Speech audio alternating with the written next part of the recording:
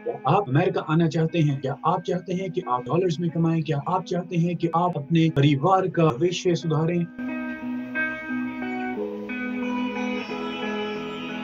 इन सभी सवालों के जवाब और बहुत कुछ मैं बताऊंगा आपको आज की वीडियो के अंदर। इस वीडियो को एंड तक जरूर देखिएगा। अगर आपने अभी तक मेरे चैनल को सब्सक्राइब नहीं किया तो मेरे चैनल को सब्सक्राइब करें, वीडियो को लाइक करें और अपने दोस्तों के साथ जरूर शेयर करें। चलिए शुरू करते हैं आज की वीडियो।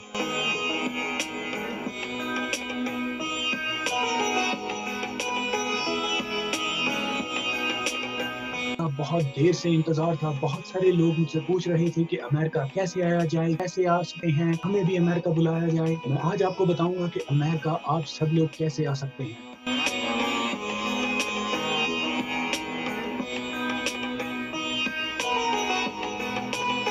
तो ये वीडियो लंबी होने वाली है, इसलिए मैं आपको लेकर जा रहा हूँ अपने साथ उस हॉस्पिटल में जहाँ पर मैं इंटर्नशिप करता हूँ।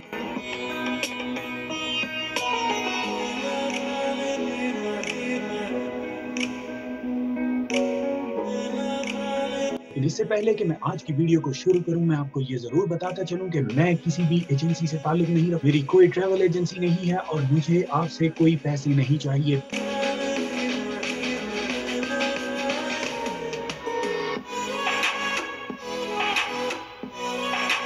और ना ही मैं आपको मशवरा दूंगा कि आप किसी भी ट्रैवल एजेंसी के पास जाएं। अगर आज की वीडियो के अलावा भी आपके कोई भी सवाल हैं तो आप नीचे कमेंट करके मुझे जरूर बताइए कि आपके क्या सवाल हैं। अगली वीडियो में आपके सवालों के जवाब जरूर दूंगा।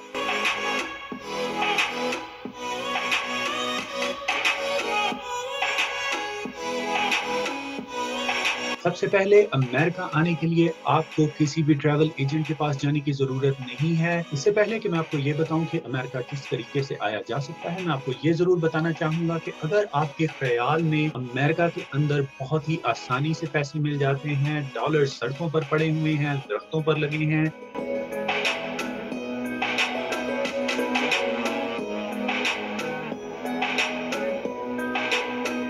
तो ऐसा कुछ भी नहीं है। हमारे देश से ज्यादा यहाँ पर मेहनत से पैसे कमाए जाते हैं।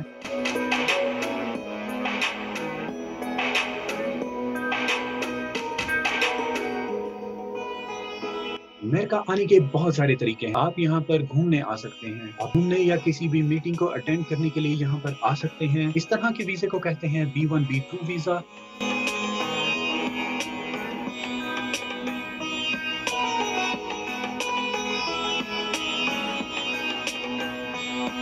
बहुत सारे लोगों का ये वीजा रिजेक्ट हो जाता है, जिसकी एक बहुत ही कॉमन वजह है जो मैं आज आपको यहाँ पर बताऊंगा। बहुत सारे लोग ये नहीं जानते।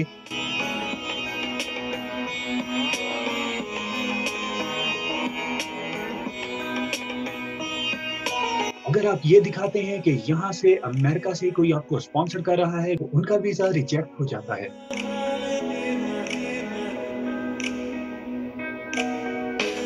खुद का बैंक बैलेंस दिखाएं तो यकीनन आपको वीजा जरूर मिलेगा। मैं आपको ये बताना चाहूंगा कि अगर आपको अंग्रेजी भाषा नहीं आती तो आपके लिए यहाँ पर आना बहुत ही मुश्किल है।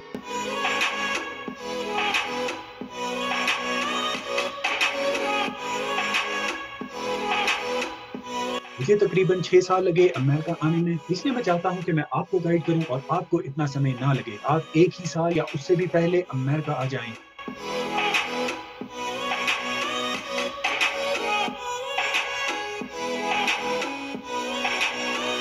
सबसे जरूरी चीज लगन होनी चाहिए कि आप अमेरिका आना चाहते हैं।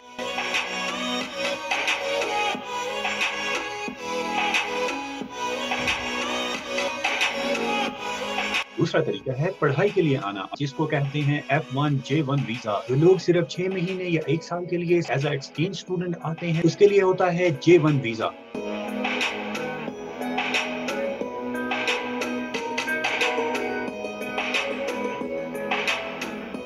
आपका स्कूल आपको रेकमेंड करता है, कि यहाँ के स्कूल्स के साथ बातचीत करता है और फिर आपको यहाँ पर भेजा जाता है।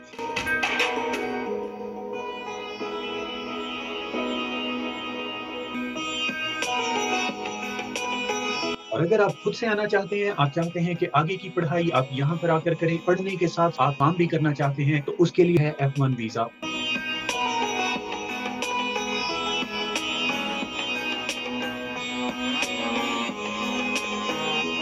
आप आपको काम करने की इजाजत ज्यादा नहीं होगी, सिर्फ 20 घंटे आप एक हफ्ते में काम कर सकते हैं और अगर आप इसे 1 मिनट भी ऊपर करते हैं तो आपको आपके देश वापस रवाना कर दिया जाएगा। इसलिए किसी भी नियम का उल्लंघन करने की कोशिश मत कीजिएगा।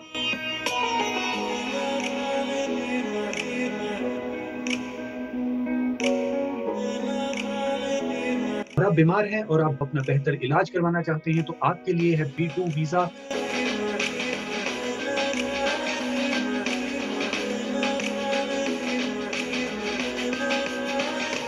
जो लोग यहाँ पर आकर पढ़ना चाहते हैं, जो लोग चाहते हैं कि वो अपना खर्चा करके यहाँ पर आकर पढ़ाई करें, और अगर वो शादीशुदा हैं और वो चाहते हैं कि अपनी बीवी और बच्चे जो 21 साल से कम उम्र के हैं उनको भी अपने साथ लेकर आएं, तो उनके लिए होगा F2 वीजा।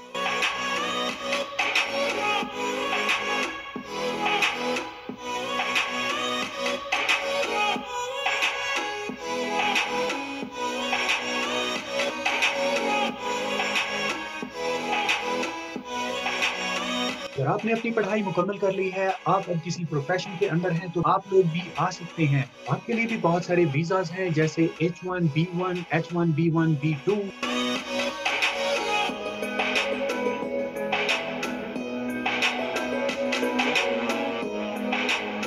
और अगर आप एक नर्स हैं और आप यहाँ पर आके नर्सिंग प्रोफेशन के अंदर काम करना चाहते हैं, तो आपके लिए है H1C वीजा। हर साल नर्सेज की शॉर्टेज बढ़ती जा रही है। अगर आप एक नर्स हैं तो आपके लिए बहुत ही अच्छा और आसान तरीका है कि आप H1C वीजा लगवाकर अमेरिका आ सकते हैं।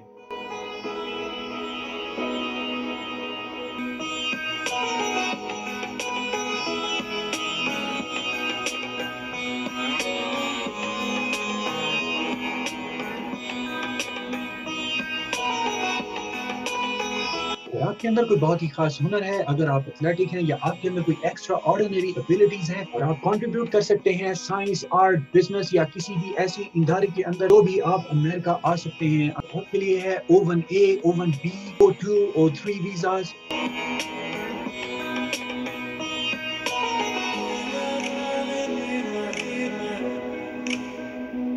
और अगर आप सिंगर, कॉमेडियन, एक्टर या डांसर हैं तो आप भी अमेरिका आ सकते हैं। आपके लिए और आपके बच्चों के लिए होगा P1, P2, P3, P4 visas.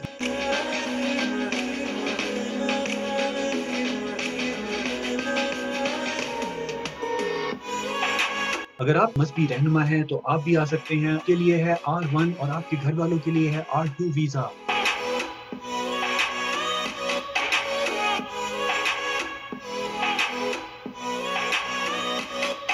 और अगर आप किसी जुर्म का शिकार हुए हैं, अगर आपके ऊपर कोई जुल्म हुआ है, तो आपके और आपके घर वालों के लिए है U1, U2, U3, U4 visas.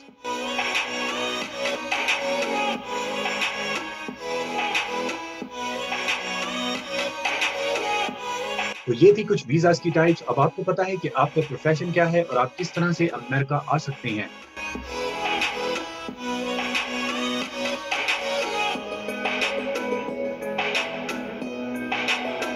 आप जिस भी तरीके से यहाँ पर आना चाहते हैं, हर टाइप के लिए सबसे जरूरी है अंग्रेजी भाषा का टेस्ट।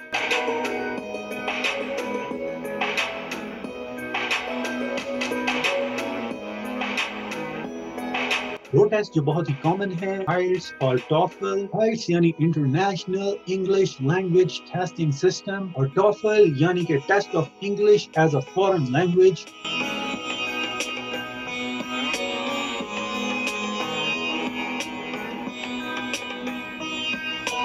वैसे तो हर एक इंस्टीट्यूट का अपना एक्सेप्टिंग रेट होता है, लेकिन मैं रेकमेंड करूंगा कि आइल्स में कम से कम 7.5 बैंड और टॉफल में 100 से ऊपर के नंबर आपके लिए बहुत जरूरी हैं, तभी आपको आसानी से वीजा मिल जाएगा।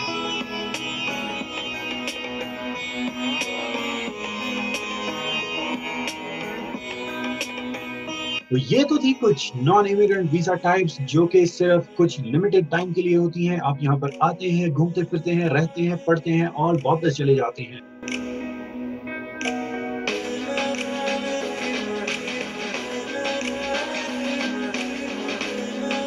अब बात करते हैं कुछ परमानेंट वीजाज की, यानी इमिग्रेंट वीजाज। अगर आपने किसी यूएस सिटीजन के साथ शादी की है तो आपके लिए है IR1, CR1 वीजा।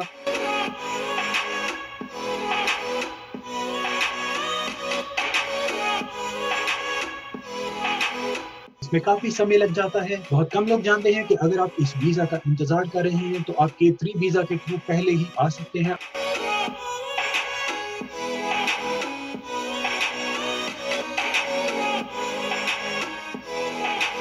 अगर आपके पास बहुत सारे पैसे हैं और आप अमेरिका में किसी कारोबार के अंदर इन्वेस्ट करना चाहते हैं या आप यहाँ पर अपना एक कारोबार शुरू करना चाहते हैं, तो आप और आपके घर वाले आपके साथ आ सकते हैं। आपके जितने भी बच्चे 21 साल से कम उम्र के हैं वो आपके साथ आ सकते हैं।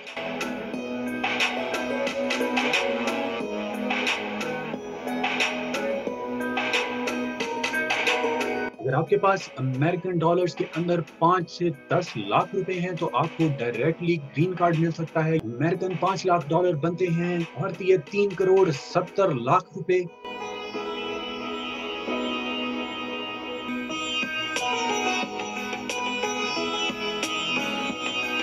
और पाकिस्तानी 8 करोड़ 35 लाख। ये रेट्स डॉलर्स के हिसाब से चेंज हो सकते हैं। इस वीजा को कहते हैं EB-5 वीजा।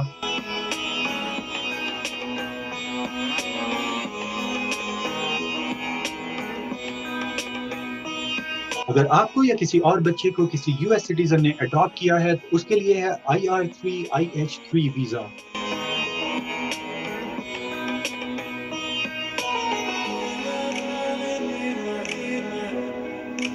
अगर आप एक US सिटीजन हैं तो आप अपने बहन भाई, अपने माँ बाप, अपने बच्चों सबको बुला सकते हैं। उसके लिए है IR5 वीजा।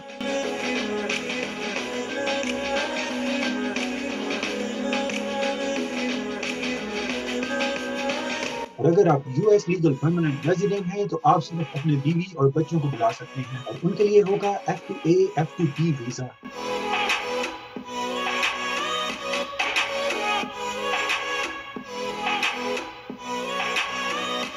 इससे पहले कि आप किसी भी वीजा एप्लीकेशन के प्रोसेस को स्टार्ट करें, regardless of your visa type, आपको रेकमेंड करूंगा कि अंग्रेजी भाषा का टेस्ट जरूर दें।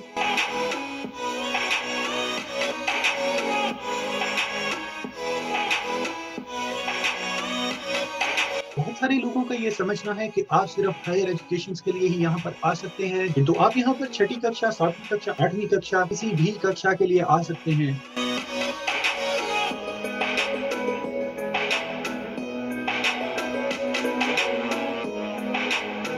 अगर आप क्लास 6, क्लास 8, क्लास 10 या किसी भी और क्लास के लिए यहाँ पर पढ़ने के लिए आना चाहते हैं या अपने बच्चों को भेजना चाहते हैं तो उनका स्कूल यहाँ के स्कूल के साथ कांटेक्ट करेगा और एक रिकमेंडेशन फाइल करेगा। लेटर ऑफ रिकमेंडेशन के बाद वो यहाँ पर आकर पढ़ाई कर सकते हैं।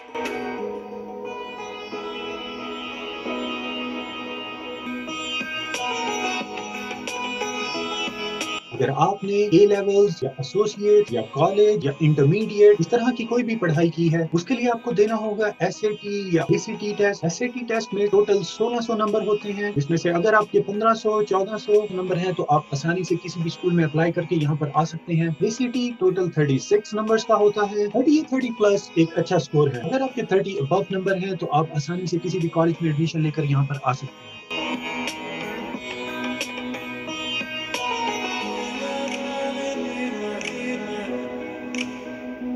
अगर आप पढ़ने के लिए आना चाहते हैं तो ये बहुत ही जरूरी है कि आपके GPA यानी कि ग्रेड पॉइंट एवरेज, अगर आपके नंबर परसेंटेज के हिसाब से हैं या अगर आपके स्कोर्स ग्रेड्स के हिसाब से हैं तो वो सब कुछ 80 से अबव होना चाहिए। आपकी कोई भी ग्रेड B से कम नहीं होना चाहिए और आपकी GPA 3.5 से बिलो नहीं होनी चाहिए। ध्यान रहे कि सिर्फ जिन्होंने स्कूल्स में बहुत अच्छे नंबर लिए होते हैं उन्हीं को यहाँ पर आकर पढ़ने का मौका मिलता है।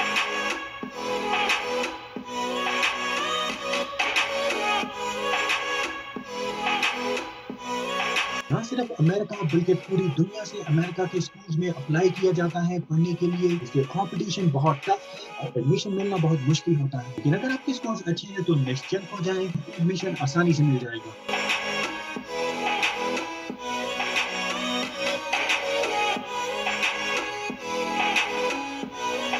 इंग्लिश के टेस्ट की तैयारी के लिए सबटाइटल्स के साथ इंग्लिश मूवीज देखें। आइल्स के लिए आइल्स की वेबसाइट पर जाइए। उनकी वेबसाइट पर कुछ फ्री मटेरियल होता है, आप उससे तैयारी कर सकते हैं।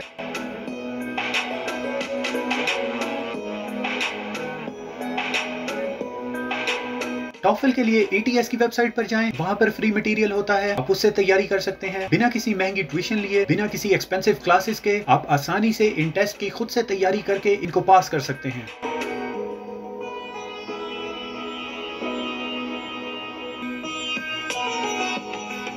अपने घर वालों से, अपने दोस्तों से, रिश्तेदारों से, जहाँ पर आप काम करते हैं, कोशिश करें सबसे अंग्रेजी भाषा में बात करें। हो सकता है वो आपका मजाक उड़ाएं, लेकिन आपकी तैयारी हो जाएगी। ये टेस्ट आपको मुश्किल जरूर लगेंगे, लेकिन इनको पास करने का सिर्फ एक ही तरीका है, प्रैक्टिस प्रैक्टिस प्रैक्टिस। आप जितनी ज्यादा प्रैक्टिस करेंगे उतने ज्यादा अच्छे नंबर आएंगे। आइल्स और टोफल दोनों में ही टोटल 4 सेक्शन होते हैं, जिनमें चेक किया जाता है आपका अंग्रेजी भाषा में वार्तालाप, कि आपके स्पीकिंग स्किल्स कैसे हैं, क्या आपको अंग्रेजी पढ़नी आती है, यानी कि आपका रीडिंग स्किल्स टेस्ट, जो आप सुन रहे हैं क्या आप उसको समझते हैं, आपका लिसनिंग स्किल्स टेस्ट,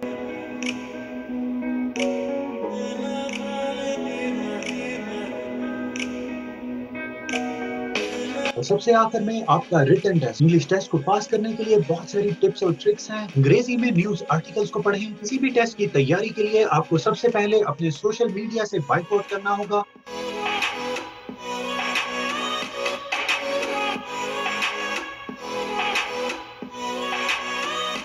अगर आप ये समझते हैं कि आप दोस्तों यारों के साथ घूमते फिरते हुए, सोशल मीडिया पर चैट करते हुए आप ये सारे टेस्ट अच्छे नंबरों से क्लियर कर लेंगे, तो ऐसा पॉसिबल नहीं है। आपको जी जान के साथ तैयारी करनी होगी।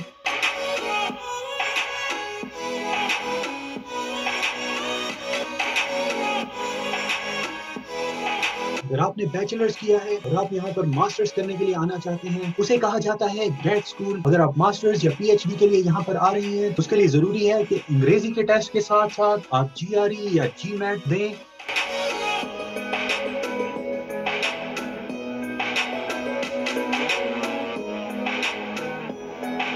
जीआरई यानी कि ग्रेजुएट रिकॉर्ड एग्जाम। जीआरई में 3 सेक्शन होते हैं, मैथ्स जिसको क्वांटिटेटिव सेक्शन भी कहा जाता है, इंग्लिश को समझने के स्किल्स जिसको वर्बल भी कहा जाता है, और तीसरा जिसमें अंग्रेजी को लिखने के स्किल्स चेक किए जाते हैं, एनालिटिकल राइटिंग सेक्शन भी कहा जाता है। जीआरई के टोटल 340 स्कोर्स होते हैं।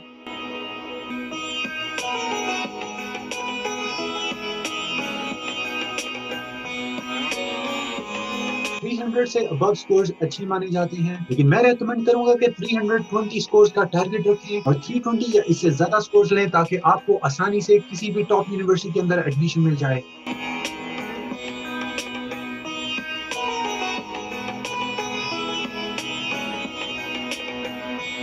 जीमैट यानी GMAT, जितने भी लोग बिजनेस स्कूल में आना चाहते हैं उनके लिए ये टेस्ट लेना बहुत जरूरी है। बिना इस टेस्ट के किसी को भी बिजनेस स्कूल में एडमिशन नहीं मिल सकता। इसके भी 2 सेक्शन होते हैं, वर्बल और क्वांटिटेटिव। टोटल 800 स्कोर्स होते हैं। 600 या इससे ज्यादा के स्कोर्स बहुत ही अच्छे हैं और आपको आसानी से किसी भी स्कूल में एडमिशन मिल सकता है।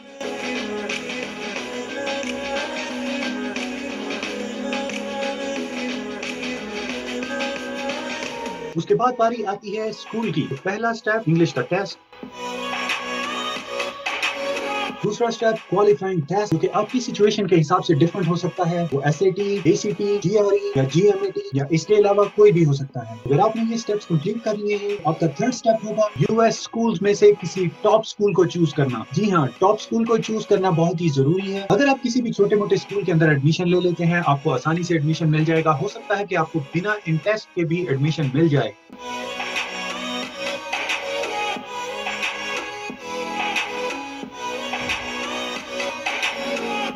लेकिन आपका वीजा रिजेक्ट हो जाएगा। आपको वीजा तभी मिलेगा जब आप किसी टॉप रैंकिंग स्कूल के अंदर एडमिशन लेते हैं और आपने इन सभी टेस्ट के अंदर बहुत ही अच्छे स्कोर्स लिए हैं और आपका प्रीवियस एकेडमिक रिकॉर्ड भी बहुत अच्छा रहा है।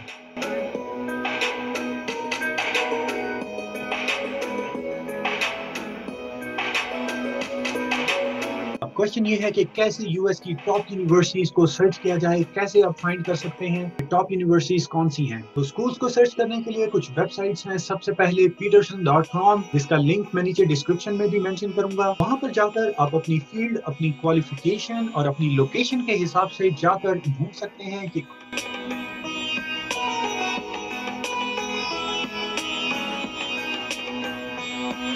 कौन से टॉप यूनिवर्सिटीज और स्कूल्स हैं। दूसरी वेबसाइट है usnews.com, उसका लिंक भी मैं नीचे डिस्क्रिप्शन में जरूर मेंशन करूंगा। आप वहां पर भी जाकर अपना स्कूल ढूंढ सकते हैं। तीसरी है princetonreview.com।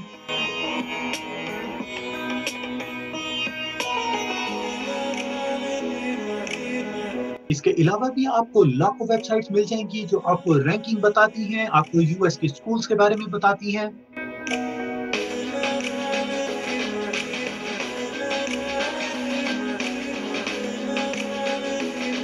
लेकिन हो सकता है कि वो रैंकिंग और रेटिंग एक्यूरेट ना हो। ये 3 वेबसाइट्स ऐसी हैं जिनकी रेटिंग्स को यूएस एम्बेसी भी एक्सेप्ट करती है।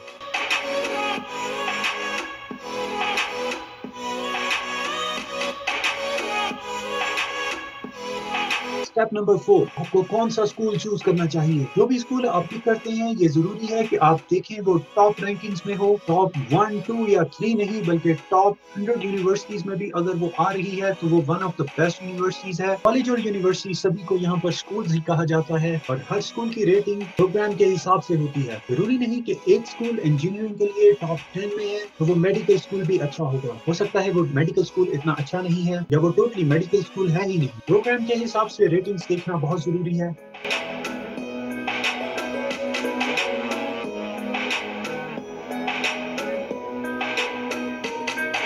मौसम, बहुत सारी स्टेट्स ऐसी हैं जहां पर साल के 12 महीने बर्फ रहती है। ऐसी जगह पर हम जैसे नॉन नेटिव इंडिविजुअल्स के लिए रहना बहुत मुश्किल है। मेक श्योर कि आप ये जरूर देख लें कि उस स्टेट का मौसम कैसा रहता है।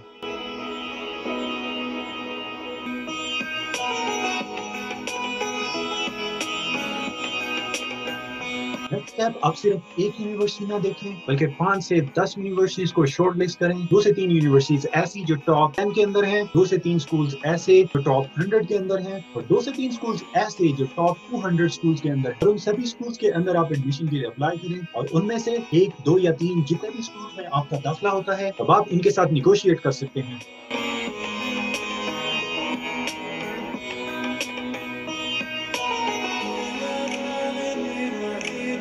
जो स्कूल टॉप रैंकिंग का है आप उस स्कूल में जा सकते हैं। सारे स्कूल्स की रिक्वायरमेंट डिफरेंट हो सकती है, लेकिन मैं आज आपको कुछ कॉमन वन बताऊंगा।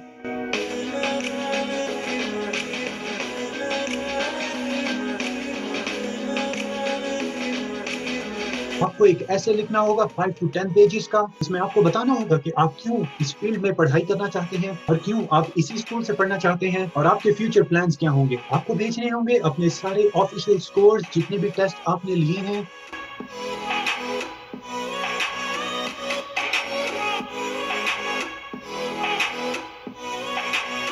जितने भी टेस्ट आपने पास किए हैं जैसे टॉफल, आइल्स या जीआरई या जीएमएटी, आपको उनके ऑफिशियल स्कोर्स डायरेक्टली भेजने होंगे आपके स्कूल को। इसलिए मेक श्योर कि जब आप टेस्ट देते हैं तो अपने स्कूल का 4 डिजिट कोड वहां पर जरूर एंटर करें, तो आपके स्कोर्स डायरेक्टली आपकी टेस्टिंग सर्विस वाले आपके स्कूल को भेज देंगे।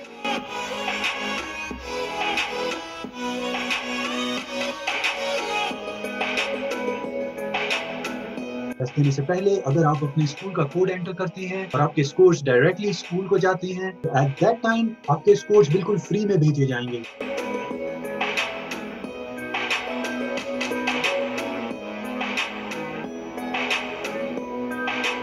और अगर आप रिजल्ट आने का वेट करते हैं और रिजल्ट आने के बाद आप भेजते हैं तो उसके एक्स्ट्रा चार्जेस होते हैं, प्रोबेबली $20।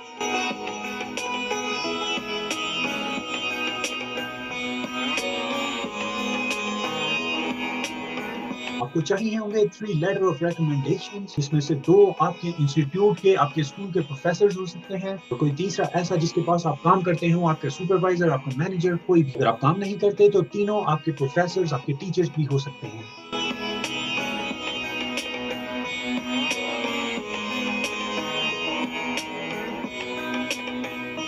आपको भेजने होंगे अपने सारे ऑफिशियल डॉक्यूमेंट्स इंटरनेशनल इवैल्यूएशन के लिए। तो आपको पहले उनको प्रॉपर्ली ट्रांसलेट करवाना पड़ेगा अंग्रेजी भाषा के अंदर। बहुत सारे स्कूल्स प्रेफर करते हैं कि किसी एक स्पेसिफिक इंस्टीट्यूट या ऑर्गेनाइजेशन से ही आपके डॉक्यूमेंट्स की इवैल्यूएशन करवाई जाए।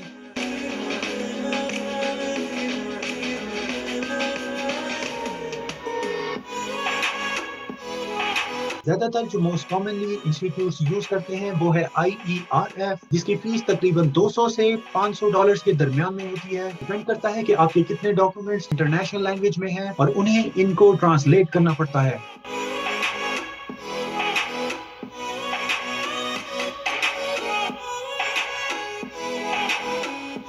आफ्टर इवैल्यूएशन आपके ओरिजिनल डॉक्यूमेंट्स को वापस मेल कर दिए जाते हैं और 2 रिपोर्ट्स जनरेट की जाती हैं। एक ऑफिशियल रिपोर्ट आपके स्कूल को भेजी जाएगी जिसमें आपके इक्विवेलेंसी, आपके स्कोर्स भेजे जाएंगे और वैसे ही एक और रिपोर्ट जनरेट की जाएगी जो आपको भेजी जाएगी।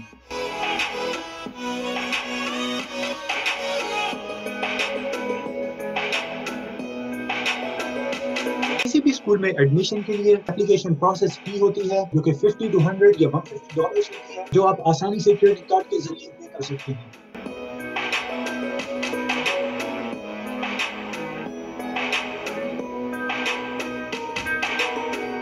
अगर आप इनमें से किसी भी टेस्ट के बारे में डिटेल्स जानना चाहते हैं कि आप कैसे तैयारी कर सकते हैं, कैसे आप अच्छे नंबर ले सकते हैं, आप वीजा और टिकट के बारे में जानना चाहते हैं, या इसके अलावा भी अगर आपका कोई भी सवाल है, आप मुझे नीचे कमेंट बॉक्स के अंदर कमेंट करके जरूर बताइए, मैं उसका जवाब जरूर दूंगा।